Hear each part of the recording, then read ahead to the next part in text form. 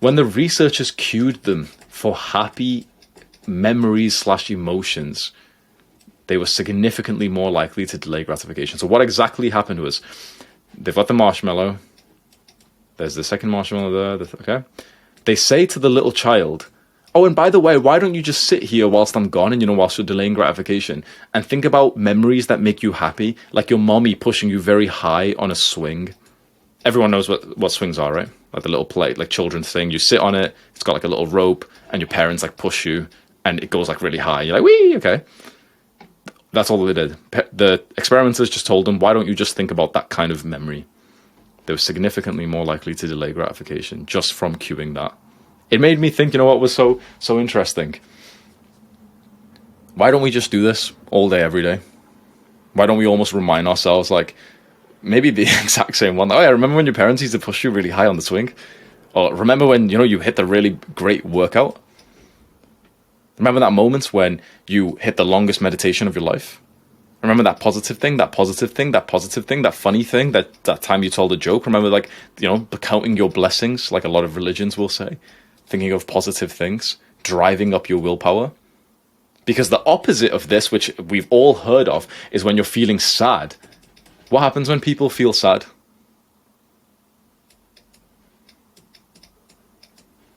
Well, they're binging. It's when people are sad, that's when they're smoking, they're drinking. You've always heard of this sort of concept. When it's always when someone's sad or feeling depressed, that's when they binge eat. That's when they like cheat on their diets. You know this yourself. I would assume, even though we think it's lust, most of the times that we've relapsed, it wasn't exactly because we were like, genuinely horny masculine men. It was genuinely that we were just bored or sad or lonely. It was the negative emotion itself, and that drove our willpower down.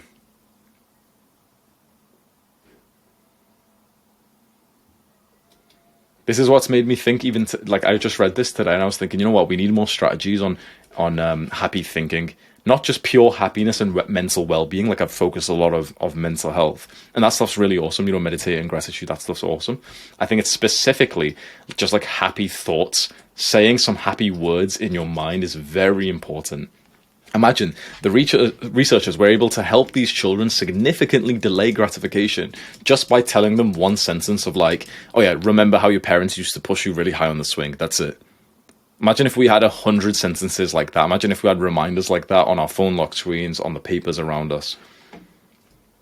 I believe if someone's asked, does this need to be external? The researcher weren't trying to, prove something like this, but I would believe that us saying it in our own minds and still kind of like thinking the same thing, I believe it would work just as well, if not even better. I see some questions for this part. Yeah, David Goggins' cookie jar is actually very nice as well. So from what I remember, he said, you get like pieces of paper, put them inside of a jar, and on the paper you write down like some of your accomplishments. And so before you know it, you have a whole jar full of accomplishments. If you're ever having a bad day or you feel weak, you pull one out and here's like something that, reminds you, okay, here I am, I've done this, that's awesome. Here's another one, I've done this, I've done this, I've done this. How do you optimize your environment to not be affected by that negativity so much? So I'd say the general optimization, okay, so cover it. Don't be scrolling on social media where you're going to go past, some Instagram model, or on Reddit where they often post like degenerate porn or something. Don't be listening to degenerate music where the rappers talking about fucking girls and everything. That's like level 1. I wouldn't say it's after that, I wouldn't say we should focus too much on environment. I would say we should focus a lot more on these sort of day-to-day micro thoughts that are appearing inside of our brains. I'm trying to do more research on this. I would really want to figure out what's like the most effective, like fast-paced, happy thoughts that we can just implant into our mind.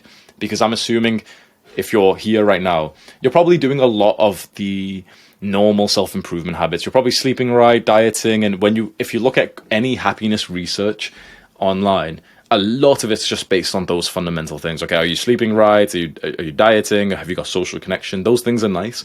I want to know more like, how do we input 1,000 positive words into our brain per day, maybe 10,000, for example, because I think that's going to make more of a difference. When you're at this point anyway, obviously, if you're someone whose sleep is shit, it's like you've got a priority first. You can't really be happy when you're sleep deprived.